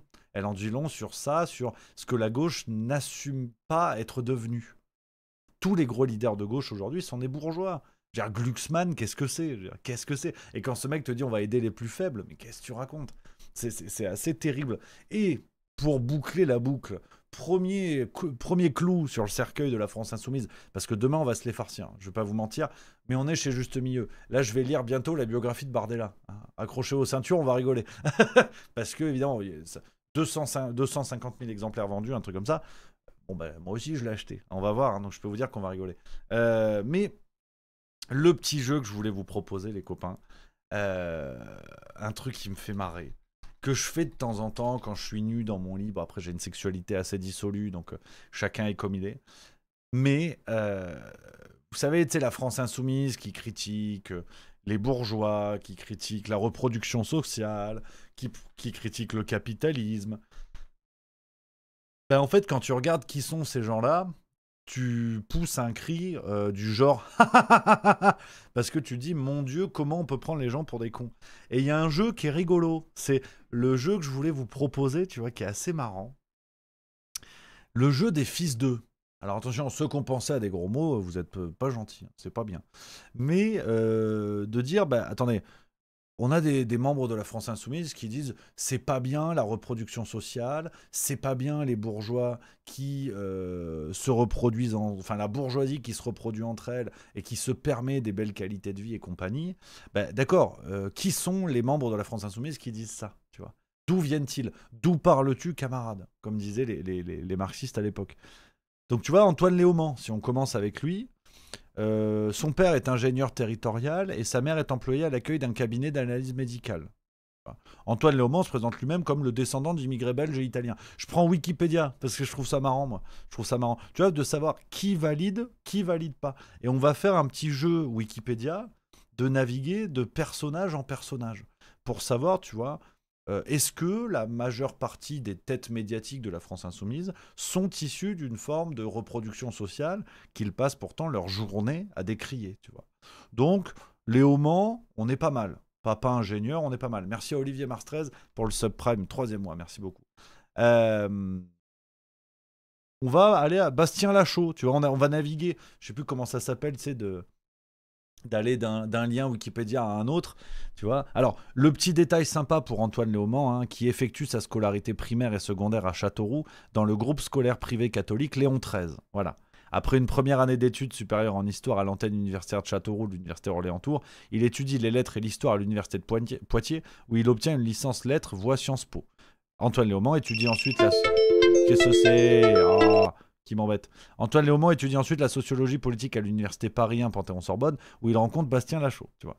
Donc, Léaumont, papa ingénieur, maman secrétaire cabinet d'analyse médicale, scolarité dans le privé catho. Merci à Dans ton milieu pour le sub qui vient d'offrir un sub à Ether Orange. Merci beaucoup. Attends, parce qu'il y a TikTok. Ah, faut que je décale le truc du puzzle. Qu'est-ce que c'est cette merde encore ? Voilà, vérification terminée. C'est bon, c'est vérifié, on peut y aller. Allez, ça dégage. Bastien Lachaud, on enchaîne. Merci à Véro Galou pour le sub 33e mois. Merci beaucoup. On va tous les faire, hein, vous inquiétez pas. Puis on pourra s'amuser à faire ça sur les autres partis, dont le RN, évidemment. Bastien Lachaud, lui, il est député LFI également. Alors Bastien, en plus en pleine canicule, c'est normal qu'il a chaud. Ouais, pas très marrant non plus. Bastien Lachaud a exercé le métier de professeur d'histoire. Ça, on l'embrasse. Issu d'une famille de gauche, il adhère au Parti Socialiste à 18 ans et devient actif au sein du club politique pour la République Sociale de Jean-Luc Mélenchon, aux côtés de Corbière, Garrido, Charlotte Girard et Daniel Simonet. Alors, on n'a pas trop d'informations sur les papas. On ne sait pas. Sur l'origine sociale, on ne sait pas trop. Donc Bastien Lachaud, bon bah on sait pas. Allez, on en fait un autre. Alexis Corbière. Alexis Frédéric Marie Corbière est titulaire. Attends, parcours. Ça c'est parcours professionnel. Fils d'un père agent EDF et d'une mère au foyer. Cousin de Jean-François Corbière, futur conseiller départemental du canton de Béziers. Alexis Frédéric Marie Corbière anime en novembre et décembre 86 dans son lycée la grève contre le projet de loi Devaquet. On est pas mal. Corbière, on est pas mal. Tu vois, on est titulaire licence d'histoire, obtenu à l'université Paris Diderot, certificat d'aptitude au professorat lycée professionnel. On l'embrasse. Corbière, on l'embrasse, c'est pas mal. Allez, Clémence Guettet, on navigue. Clémence Guettet, native de Bressuire dans les Deux-Sèvres, d'une mère professeur d'anglais et d'un père homme au foyer, et réside à la forêt sur Sèvres. La forêt sur Sèvres. Elle a un frère. Baccalauréat scientifique, double licence de lettres et sciences politiques à l'université de Poitiers. Master sociologie politique à Sciences Po. Tu vois, moi je l'aime bien, moi. Moi je l'aimais bien, Clémence Guettet. En plus, ça se tient, tu vois. Ça se tient, donc on est pas mal. Mathilde Panot. Allez, on navigue. On se fait tous les Pokémon, hein. C'est ça qui est marrant. Mathilde Françoise Panot, dont le père est formateur en agronomie et la mère professeure de mathématiques. Ah, merde. Déjà là, reproduction sociale. Là, on est quand même pas mal. Hein. Là, on est quand même pas trop mal. Hein. Après une année en classe préparatoire de lettres et sciences sociales à Orléans, elle teste le concours pour entrer dans un IEP, chose qu'elle réussit puisqu'elle arrive après cela sur le campus franco-allemand de Nancy. Voilà. On est pas mal. Hein. À 18 ans, elle est bénévole au sein de l'ATD Carmonde dans le cadre d'un projet étudiant. C'est bien, on l'embrasse. Elle est salariée, je découvre des trucs avec vous, hein. C'est ce que je trouve sympa. Elle est salariée jusqu'en 2016 de l'association Voisin Malin, où elle travaille comme manager d'équipe. Ouais. Oh, c'est sympa, c'est super. Voisin malin, c'est bien, voisin malin. Donc, Mathilde Panot, on est quand même pas mal. On est quand même pas mal sur l'origine sociale, on est pas mal. On a qui ? Delogu. Delogu, je pense par contre, c'est un des rares, pour le coup, c'est un des rares prolos. Un des rares prolos, véritablement, de la France insoumise. Je pense que c'est plutôt ça. Hein. Fils d'une mère responsable syndicale de la CGT des Bouches-du-Rhône et vice-présidente du conseil prud'homal d'Aix-en-Provence, et d'un père chauffeur de taxi. Ouais, ça va, tranquille. C'est après que c'est parti en couille, mais bon, pourquoi pas. C'est vrai que c'est après que c'est parti en cacahuète. Non, Delogu, pour le coup, je pense que c'est un des rares qui vient vraiment en bas. Vraiment d'en bas. On a qui, hein, dites-moi dans le chat qui on peut faire. On va s'amuser, on fait tous les Pokémon. Hein. Je trouve ça assez sympa en fait comme jeu. Hein, je vous l'ai dit, de la légèreté au milieu de l'actualité. Voilà, on est dans l'esprit hein, finalement. On est dans l'esprit. Dites-moi, on va voir qui. On continue. Les amis, los amigos. Adrien Clouet. Allez, vous me dites dans le chat, c'est vous qui faites les propositions. Adrien Clouet, attends, t'as mis un H, il a un H. Adrien Clouet. Allez, c'est reparti. Né en 91 à Aix-en-Provence. C'est bien ça, c'est les cigales en plus. Non, on n'a pas d'infos. Pas d'infos sur la famille. Post-doctorant en sociologie à l'université de Toulouse Jean Jaurès, chercheur associé. Balèze, c'est une tronche, tu vois. Je le connaissais de nom, mais je connaissais pas trop. Daniel Obono. Daniel Obono, vous me dites, hein. On y va, c'est le jeu des Pokémon. On y va plein badin. Alors, Daniel Obono, née le 12 juillet 1980 à Libreville, au Gabon. Elle est la fille d'Hortense Simboum Mbadingar, désolé pour la prononciation, secrétaire à Air Gabon, et de Martin Edzozomo Ella, économiste, cadre supérieur à la Banque Paribas Gabon, de 75 à 79, puis écarté pour son opposition au régime d'Omar Bongo, pour avoir été candidat à l'élection présidentielle gabonaise de 98. Ouais, là... Maman secrétaire à Air Gabon, papa économiste et cadre supérieur chez Paribas Gabon. Ouais, là, c'est chaud quand même. Là, par contre, reproduction sociale, c'est pas validé. Enfin, c'est validé. La case est cochée. Là, je suis désolé. Là, c'est difficile. David Guiraud, on continue. Ah, j'aime bien ce jeu. Dites-moi dans le chat si vous aimez bien. J'aime plutôt pas mal, moi. Ah, il y a un homonyme, tiens, David Guiraud. Né à Paris, David Guiraud passe sa jeunesse dans le département de Seine-Saint-Denis. Il est le fils de Daniel Guiraud, ancien maire socialiste des Lilas, ancien président de Paris Métropole et conseiller départemental de Seine-Saint-Denis. Ah oui, effectivement, là, reproduction sociale et reproduction politique. Là, c'est le coup double. Là, c'est chaud. Éric Coquerel, tiens. Il est proche de la Ligue communiste révolutionnaire. Il échoue au baccalauréat en 77. Nanana. On a rien. On n'a rien sur les parents, par contre. L'ami Éric Coquerel, on sait pas. Louis Boyard. J'ai ma petite idée parce que je crois qu'on en avait parlé, Louis Boyard. Il me semble que j'ai ma petite idée là-dessus. Né à Fontenay-le-Comte en Vendée, il est le fils d'un cadre d'entreprise ferroviaire et d'une employée anglaise du groupe Samsung. Ah merde. Durant sa jeunesse, il déménage beaucoup au gré des déplacements professionnels de son père et habite notamment au Mureau dans les Yvelines, à Amiens dans la Somme. Ah tiens, peut-être en même temps que Macron, on sait pas.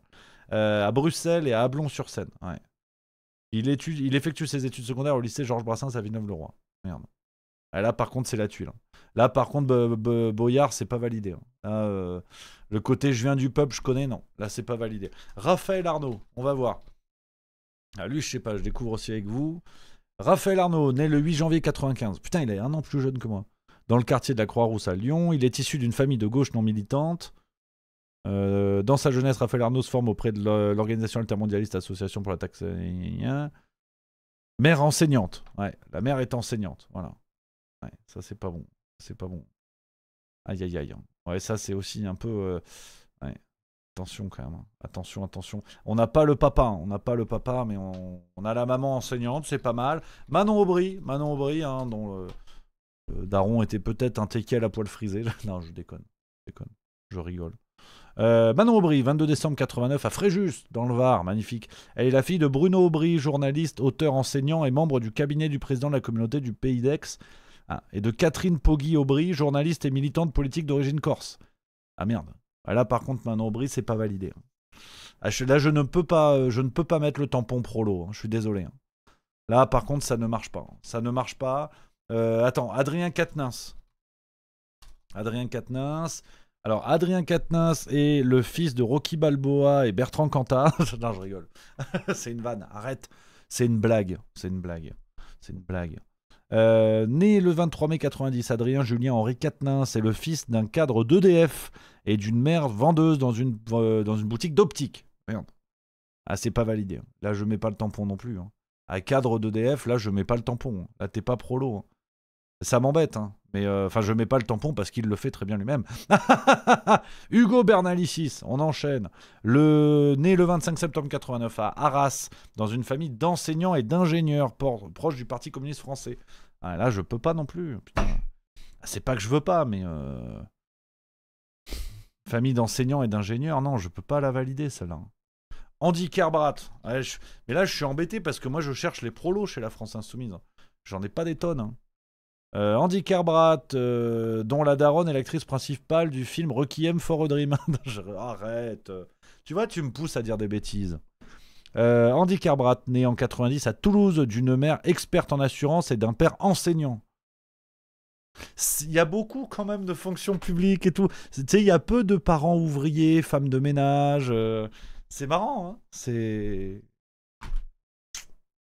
con, hein. Ça tient à rien. Ça tient à rien. On a qui d'autre? Dites-moi un peu dans le chat qui j'ai oublié. On commence. Ah si, bah oui, il y en a une évidemment. Comment elle s'appelle? C'est Ercilia Soudé. Mais ça, on le savait, on en avait déjà parlé. Le papa a été rédacteur en chef de la revue Politis. Et il est connu pour sa proximité avec Mélenchon. Ça aide, hein. Tu vois, regarde. Né à Aubervilliers en Seine-Saint-Denis le 21 mai 88, Ercilia Soudé grandit dans une famille très politisée. Son père, Michel Soudé, journaliste, est l'un des rédacteurs en chef de Politis hebdomadaire de la gauche antilibérale. Ouais. Tu vois, c'est chaud. Je peux pas mettre le tampon non plus. Hein. Je suis embêté. Hein. Alors, il y a Milieu dans le chat qui dit franchement, c'est moche de tacler la famille. Mais je tacle pas la famille, camarade. C'est un pilier, comment dire, de la critique marxiste à deux balles que peuvent faire des membres de la France Insoumise et plus largement des personnalités politiques de gauche, qui est de dire le problème de la société, c'est que les bourgeois se reproduisent entre eux. Moi, je n'attaque pas la famille pour attaquer la famille. Je reprends leur argument. Et ça tient pas beaucoup la route. Alors, pour le débat, et qu'on redevienne un peu sérieux, effectivement, il y a mon Yang Daouda dans le chat qui dit oui, mais ça marche pas ton truc, Rémi. On n'est pas obligé d'être un prolo pour être critique de la bourgeoisie ou de la reproduction sociale. Je suis d'accord. Je suis complètement d'accord avec ça.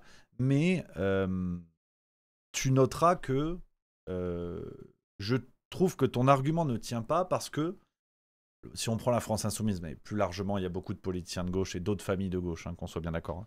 Mais tu sais, quand il s'agit, par exemple, de la défense des minorités, la France Insoumise va te dire, mais nous, on est crédible parce qu'on a des gens comme Daniel Obono ou Carlos Martins Bilongo qui sont dans nos rangs et qui sont des gens qui n'ont pas la peau blanche, pour prendre des critères dits antiracistes, mais qui sont pour moi du racisme. Hein. S'arrêter à la couleur de peau des gens, mais bon, qu'importe. Quand il s'agit de démontrer la démarche lutte pour les minorités de la France Insoumise, ils brandissent des gens issus des minorités. Pour dire, vous avez vu, on a nos cautions. Et ce qui est marrant, c'est pour ça que je me permets en fait de regarder le parcours des gens pour justifier de leur crédibilité ou pas quand il s'agit de défendre les prolos. Ce qui est marrant, c'est que la France Insoumise ne brandit pas les prolos pour les défendre. Donc, ils ne valident pas leur démarche comme ils cherchent à la valider dans d'autres thématiques, tu vois. Ou quand il s'agit des femmes ou des minorités ou de je ne sais quoi.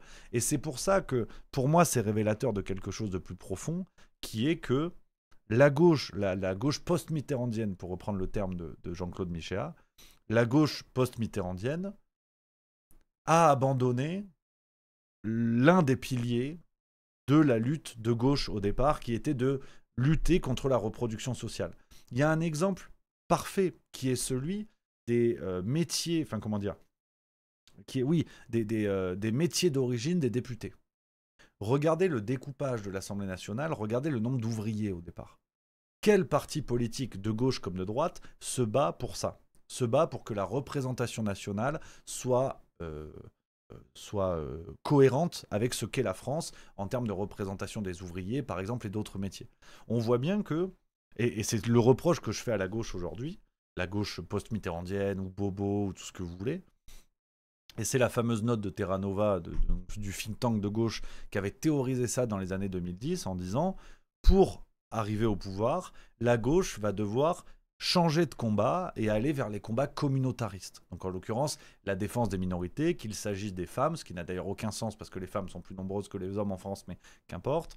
La défense des minorités d'origine, des minorités sexuelles, des minorités religieuses.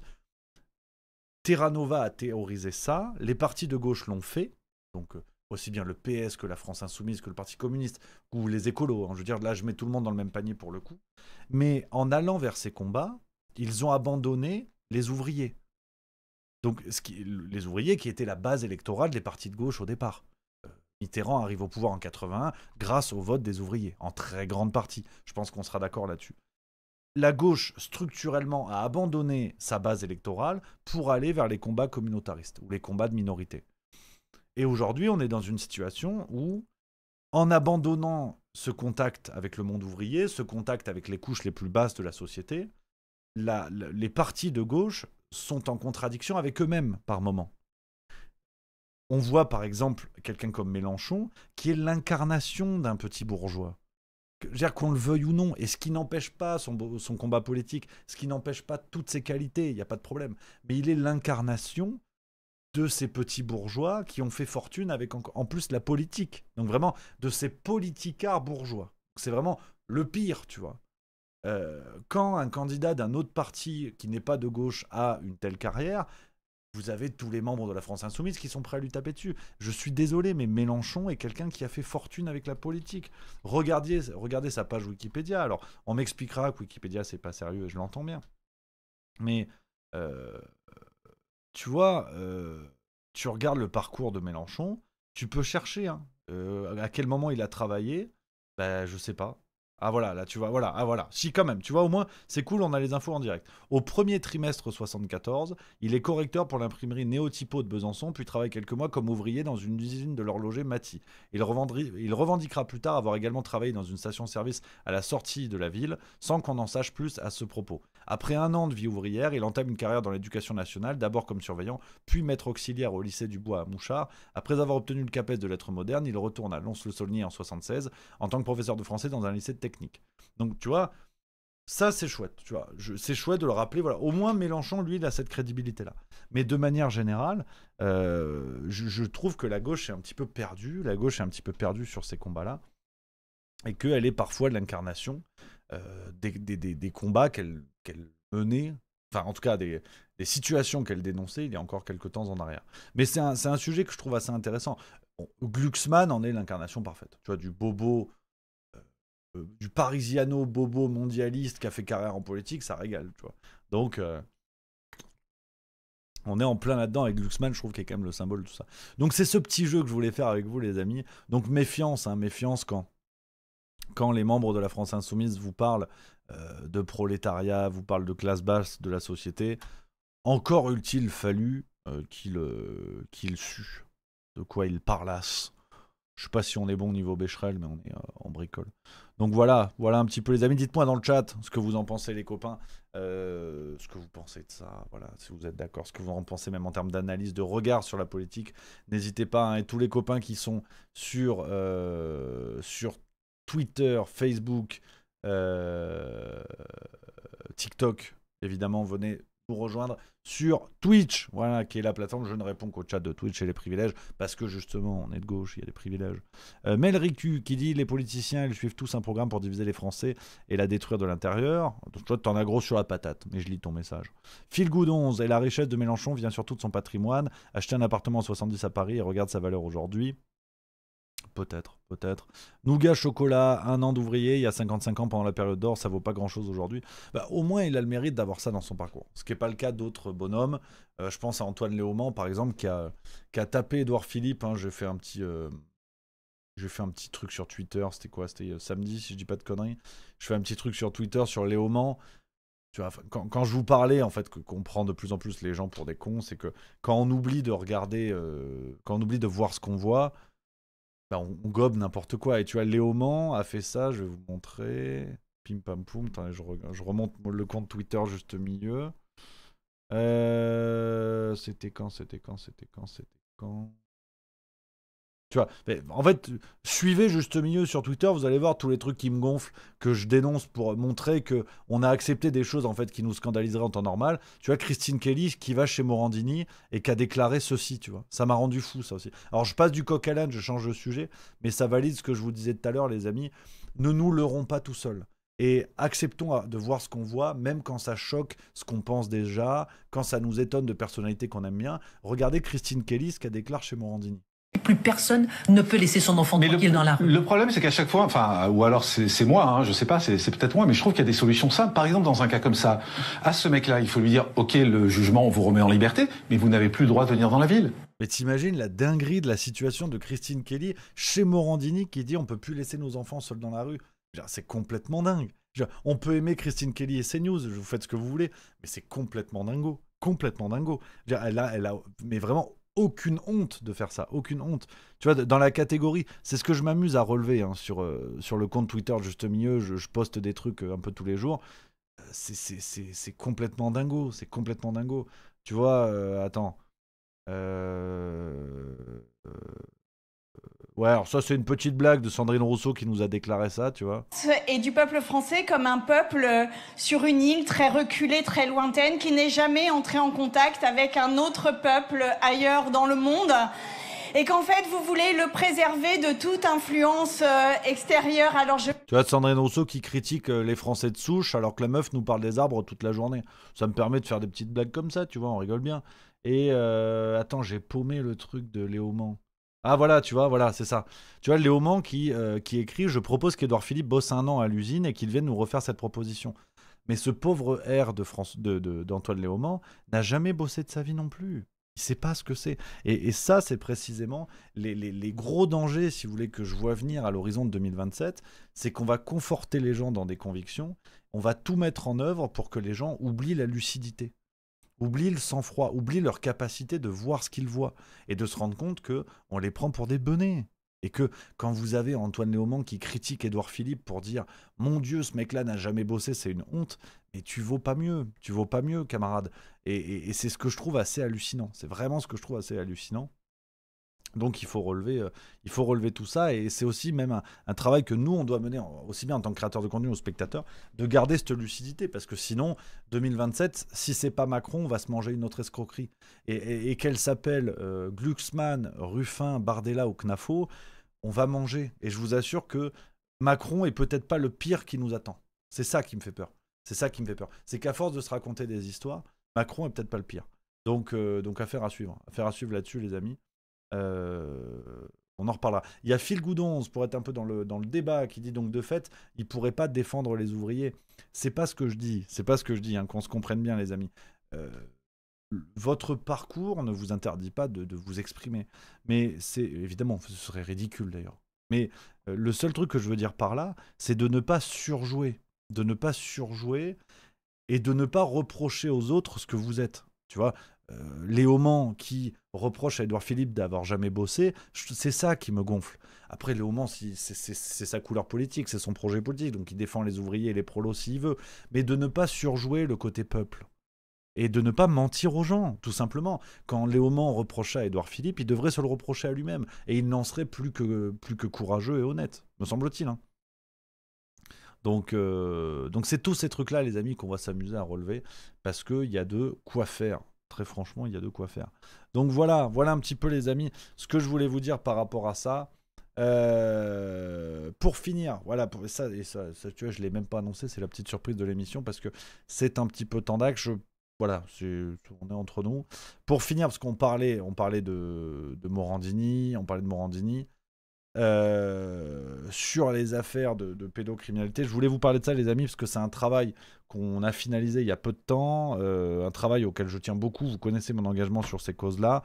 Un travail auquel je tiens beaucoup, qui est difficile, je ne vais pas vous mentir, qui n'est pas un travail fastoche, mais on a récemment construit un document. Donc ceux qui nous suivent peut-être sur la newsletter Juste Milieu, on vous en a parlé, on vous donne toutes les infos en fait, un peu en avant-première sur tout ce qui sort, et notamment sur ces travaux d'enquête, qui sont des enquêtes, vous doutez bien, hein, qu'on ne peut pas tout le temps faire en vidéo, parce que voilà.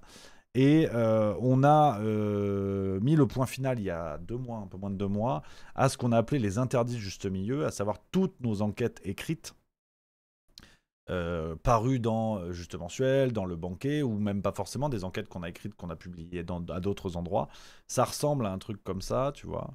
Ça ressemble à ça, ces tomes-là, donc en version numérique en l'occurrence. Et là, on a le tome 2, donc tu as après tout, dedans, tu as une centaine de pages en fait, hein, d'enquêtes du genre, donc pour vous donner un ordre d'idée. Toutes les enquêtes qu'on a publiées sur ces sujets-là ont été réunies dans le tome 2 des interdits. Il y a 5 tomes. Hein. Il y a 5 tomes sur des thématiques différentes. Il y a du scandale politique, il y a scandale sanitaire, il y a ce tome-là sur la pédocriminalité. Et pour nous, l'objectif, c'est de laisser une trace en fait de ce travail-là, parce qu'il y a ce que vous voyez en vidéo, mais il y a le travail d'enquête qu'on fait à l'écrit, qui est un peu plus, enfin comment dire, où il y a moins de barrières. où il y a moins, de toute façon, c'est logique, où il y a moins de barrières, où on peut plus facilement faire sauter les verrous et aller travailler sur des choses. Pour vous dire, dans le sommaire là, du tome 2, il y a l'affaire Jacques Boutier, par exemple, l'ancien directeur d'Assu 2000, on en a beaucoup parlé. Bon, on a mené l'enquête et je peux vous dire que ce qui a été dit dans les médias, déjà, c'est pas joli. Et comme d'habitude, les médias ont arrêté d'en parler une fois que c'était plié, sauf que nous, on a continué à chercher sur la couverture, notamment juridique, et le procès. Je peux vous dire que c'est très tendu. Et il faut partir du principe que sur les affaires de pédocriminalité, quand les médias mainstream en parlent, c'est qu'ils sont obligés de le faire, mais ils vous donnent qu'un angle spécifique qui ne va pas au bout, notamment au moment des enquêtes, au moment des procès. Donc pareil sur l'affaire Duhamel, on a enquêté là-dessus. Pareil sur l'affaire Puff Daddy, avec le volet français. Il y a des personnalités françaises de premier plan qui sont en lien avec tout ça. Il y a des marques internationales que vous connaissez tous qui ont financé les soirées de Puff Daddy. On a enquêté sur le Epstein britannique, une affaire sordide. Mais vraiment, vous connaissez tous l'affaire Epstein, je suppose. On a une affaire en Grande-Bretagne d'une ampleur, on va dire, proche, de quelqu'un qui commettait ce genre d'acte dans des hôpitaux. Et cette personne était protégée par la couronne d'Angleterre. Donc, si vous voulez, ce travail d'enquête-là, vous le savez, moi, c'est un engagement qui me tient aux tripes et je veux utiliser en fait l'audience de Juste Milieu pour alerter les gens et surtout pour vous mettre les documents entre les mains. De dire, voilà la réalité de ce genre d'affaires. Et ce que vous entendez dans les médias mainstream en général, c'est regardé par le petit bout de la lorgnette. Et surtout, il faut faire attention à ne pas rentrer dans la fait-diversification, si j'ose dire, des affaires de pédocriminalité. Parce que la plupart du temps, que ce soit sur les médias mainstream ou alternatifs, on vous parle d'une affaire de pédocriminalité parce que ça fait le buzz. Donc on en parle en disant bim bam, mais de manière très intéressante, la plupart du temps, il n'y a pas de souci. On en parle, mais en fait, tout s'arrête. Au bout d'un moment, tout s'arrête parce que ça fait plus le buzz et les gens s'en foutent. Vous connaissez ma démarche chez Juste Milieu, on ne lâche rien sur ces sujets-là. Et typiquement, l'affaire Boutier, ce qu'on a découvert dans la continuité, une fois que tout le monde avait arrêté d'en parler, l'affaire Puff Daddy, c'est pareil. Ce qu'on a trouvé derrière, tu comprends pourquoi on arrête d'en parler un petit peu vite. Donc c'est l'idée en fait de ces enquêtes-là qu'on veut faire à l'écrit, les amis, c'est de poursuivre le travail et d'aller lever en fait les endroits où personne ne veut mettre le nez parce qu'il y a des choses qui sont vraiment pas fastoches. Et donc c'est l'objectif de ces interdits, donc de ces tomes qu'on a collectés, qu'on a fabriqués, qui sont dispo en archives numériques pour ceux qui veulent les découvrir. Je vous mets le lien dans le chat, évidemment, les amis.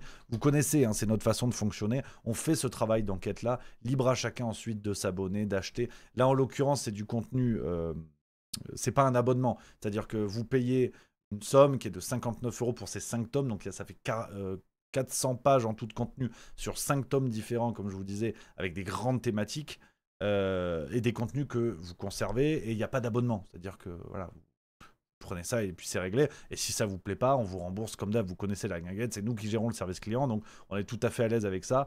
Mais c'est vrai que là, c'est un peu l'huile essentielle du boulot qu'on fait au niveau des enquêtes écrites. C'est un cran au-dessus de ce que vous voyez en vidéo. Et j'avais vraiment envie de vous parler de ça. Je le fais pas souvent dans le Juste Bistro, vous le savez les amis. Je vous parle pas souvent du boulot qu'on fait autour des vidéos et je devrais le faire. Je devrais vous en parler davantage parce que j'en suis vraiment fier. Et c'est notre marque d'indépendance. C'est notre marque d'indépendance. Et je sais que en tant que média alternatif, on se débrouille comme on peut. Moi, je suis vraiment fier du boulot qu'on fait. C'est un honneur en fait de faire ça et de fonctionner comme ça, de garantir notre indépendance par ce travail-là, par ce travail d'enquête. Donc de plus en plus, je vais vous présenter ça. Notamment, c'est une petite idée que j'avais. Dites-moi dans le chat si ça vous branche. À chaque nouveau numéro qui sort de Juste Mensuel et du Banquet, je vais vous le présenter. Je vais vous le présenter pour vous montrer en fait ce qu'il y a dedans. Et tous les 15 jours, on a un nouveau numéro. Enfin, c'est des mensuels, mais ils sortent à 15 jours d'intervalle. Et à chaque fois, on vous montrera ce qu'il y a dedans, que vous puissiez découvrir, tu vois. Là, j'ai reçu ceux du Banquet. J'ai reçu le... tu sais quoi, non. J'ai reçu... Bouge pas. Tu vois, c'est le nouveau Juste Mensuel. Ouais, c'est ça. Je vous le montrerai demain. Demain, je vous montrerai que vous puissiez voir la réalité du boulot qu'on fait. Parce que, oui, c'est des abonnements, oui, c'est des sous. Et évidemment, on est conscient de la réalité économique de tout le monde. Mais On fait ce travail-là en connaissance de cause, avec des prix qu'on a adaptés. On sert tout ce qu'on peut pour que ce soit abordable pour la majeure partie des gens. Et parce qu'en fait, c'est ce qui fait que Juste Milieu est indépendant aujourd'hui. Donc j'ai envie d'assumer. Je sais que certains vont râler en disant oui, Rémi, tu demandes souvent les abonnements. Bah ouais, parce qu'on fait un travail de qualité. On fait un travail avec des enquêtes que d'autres ne font pas. Et donc moi, je suis très fier de ça. Et je préfère 10 fois ça plutôt que faire des cagnottes ponctuelles ou je ne sais quoi. Là, vous avez vous avez quelque chose de concret, quoi. C'est-à-dire vous abonnez, vous avez ça chez vous. T'as une revue. Là, normalement, on vous avait promis 40 pages minimum. Tu vois, le numéro de juin qui vient de sortir, il fait 52. Donc, en plus, il y a du rab. Et vous verrez demain, je vous présenterai le numéro. Ça envoie. Ça envoie, les amis. Donc, bref, c'est l'idée de Juste Milieu, c'est l'aventure Juste Milieu. On est très fiers de fonctionner comme ça. Donc, je vous mets un lien vers donc les interdits de Juste Milieu, c'est le tome 2. Si vous voulez recevoir directement le tome 2, c'est le lien que je vous ai mis dans le chat, les copains. Vous avez le lien en description si vous regardez le replay sur YouTube. Et c'est comme ça, voilà, c'est comme ça qu'on fonctionne. Et l'aventure Juste Milieu, elle a ce sens-là aussi de s'étendre au-delà de tout ça. Voilà un petit peu, les amis. Fléau93 qui nous dit dans le chat, grâce à Juste Mensuel et le banquet, ça me pousse à lire un peu, donc merci. Avec plaisir, camarade, avec plaisir. C'est aussi le but de la manœuvre. Voilà, d'aller vers d'autres formats. La vidéo, c'est vrai que c'est chouette, c'est sympa, c'est vivant. C'est un peu plus facile. À la lecture, je vous assure qu'on prend conscience différemment des affaires. Et je pense que quand il y a un engagement, en fait, de prendre du temps pour lire quelque chose, c'est pas le même rapport, en fait, aux événements. C'est pas le même regard qu'on porte dessus. Donc voilà pourquoi aussi on développe des formats différents. Voilà un petit peu, les amis, ce que je voulais vous dire. J'avais à cœur de vous parler de ça. Demain, je vous présenterai le Juste Mensuel de juin. Et vous allez voir, les sujets sont pas piqués des hannetons. Et demain, donc, c'est Juste Mensuel. Mais aussi demain, je vous l'ai dit, rendez-vous 16h45. On va revenir sur ce bouquin, La Meute. Je vais vous faire la petite critique à la sauce Juste Milieu. Ça va piquer, ça va piquer. Yemanja69 qui dit dans le chat, très bien le mensuel, pas toujours le temps de le lire rapidement, mais ça permet de soutenir le travail de Rémi. Merci camarade, merci camarade. Après, c'est vraiment un bonheur, hein, les copains. C'est vraiment un bonheur de savoir que vous êtes derrière, que vous lisez, que ce soit Juste Mensuel et ou le banquet pour Zinzin. Qu'est-ce que je raconte? Pour les plus zinzins, pardon. C'est un vrai plaisir, en fait, de savoir que vous êtes derrière et voilà, que vous soutenez notre travail de cette manière-là. Donc c'est que du bonheur. C'est pour ça qu'on s'envoie fort pour faire tout ça. Et on se fait plaisir, voilà. Voilà un petit peu. Voilà, les amis, je prends vos petits messages dans le chat avant qu'on finisse gentiment l'émission. Les amis, dites-moi si vous avez des petites questions, des sujets dont vous vouliez qu'on parle. Dites-moi un petit peu. Les copains, voilà. Et sur TikTok, faut tapoter, vous mettez cœur, les culs et je ne sais quoi. Voilà, vous faites tout ce que vous voulez, c'est la fiestoche, de toute façon, voilà. Camimi33 qui dit l'idéal serait que les gens qui ne percutent pas lisent ce genre de magazine. Ouais, disons que si les gens regardent pas déjà les vidéos, ça va être compliqué de mettre un Juste Mensuel entre les mains, mais bon, pourquoi pas. Pimouskassi, dans mon petit bled, quelqu'un a partagé des Juste Mensuels dans une boîte à livres, et ça c'est cool. Mais non, c'est énorme ça, je savais pas, c'est trop bien. Bah écoute, si la personne est là, qu'elle se dénonce, c'est quand même extraordinaire. OX qui dit à quand une enquête sur les cercles d'influence comme Le Siècle? On l'a déjà fait dans Juste Mensuel. En fait, c'est aussi pour ça, les amis, que je veux qu'on vous présente les numéros petit à petit. Comme ça, vous pouvez voir en fait l'ampleur du travail qu'on fait et des sujets qu'on traite que je traite pas en vidéo. C'est pour ça je le fais pas assez, parce que je me range derrière les critiques de certains grognons qui disent Rémi, c'est chiant, tu parles trop d'offres commerciales. Mais en fait, faut qu'on le fasse, parce que je crois que beaucoup se rendent pas compte de la masse de travail qu'il y a derrière et du fait qu'on parle de sujets que je traite pas en vidéo. Donc en fait, c'est de l'inédit, si tu veux. Dans les revues, on met pas ce que je dis en vidéo. C'est tout le temps de l'inédit, tu vois. Et c'est pour ça que en fait, je dois assumer le truc. Et tu vois, je suis trop de gauche. Qu'est-ce que tu veux que je te lise? Je suis trop de gauche, voilà. C'est comme ça. Attends, Le Siècle, pour te dire, c'est un article publié dans le numéro 38 de janvier 2025. On avait parlé du Siècle. Une enquête de Marie dans le Juste Mensuel. Donc effectivement, ce groupe-là, on en parle. Ça fait partie des sujets, voilà, qu'on traite sous ce format-là. Anarchy08 qui dit: t'as eu le temps de lire le livre Emmanuel Le Hardy? Pas encore, mais je vais vous préparer. Alors attends. Merde. Où est-ce que je l'ai foutu? Je sais pas où je l'ai foutu. Ah.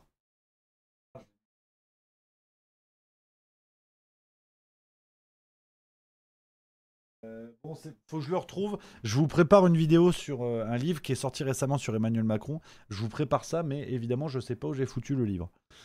Voilà, donc je sais pas. Je sais pas, je vais le retrouver, je vous dirai. Je sais plus. On a quoi d'autre Coops34 qui dit: moi j'aime beaucoup les vidéos de la boîte noire. Peut-être qu'il serait intéressant de faire des vidéos un peu similaires ici sur Twitch, sur des sujets peut-être plus grand public. Absolument, c'est dans le... Je vous le dis, on est à un virage de l'histoire juste milieu. Hein. Je vous le dis honnêtement les amis, on parlait de ça au début de l'émission. C'est pas un effet de manche, tu vois, je suis pas en train de vous prendre pour des cons et vous dire... TF1 m'a mis une cible dans le dos ou je ne sais quoi. Peut-être que c'est vrai, peut-être que c'est pas vrai, je m'en fous. Parce qu'en recevant un journaliste de TF1 dans ses locaux et en redoutant qu'il truque les faits, surprise, il truque les faits. Donc bon, bref, c'est pas le sujet.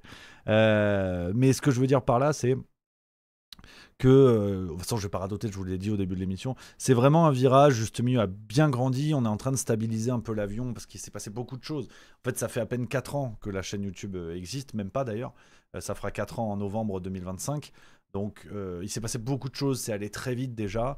Là, on a besoin de stabiliser un petit peu l'avion, de renforcer ce qu'on fait déjà, de solidifier certaines choses. Donc ça fait plaisir, ça c'est chouette.